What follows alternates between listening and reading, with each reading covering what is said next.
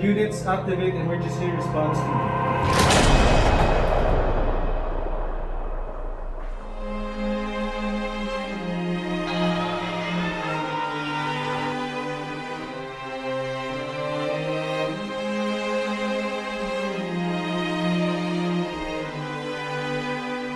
Units, all units, possible to victims outside. Leave back. Dear Manansala residents, this is just a drill. Please evacuate to the nearest fire exits. Again, this is just a drill. Please evacuate to the nearest fire exits. Thank you.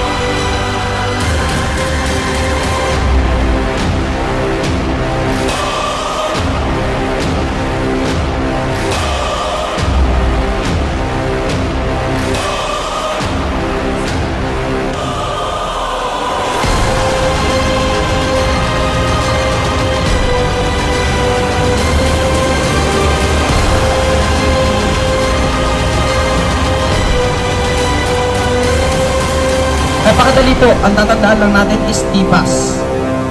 Huwag yung kopya TPAS talaga. TPAS double S. T, twist the pin. P, pull the pin. A, aim the nozzle at the base of the fire.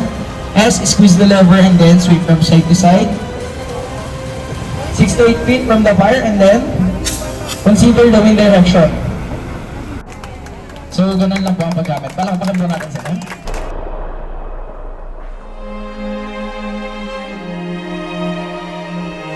So, all in all, ang ganda naman ng execution na evacuation nyo. So, good job kayo sa akin doon. Kasi nai-evacuate nyo naman na maayos lahat. And then, mabilis yung time ninyo. So, 10 minutes for 41 floor is good. Manansala Fire Drill 2024!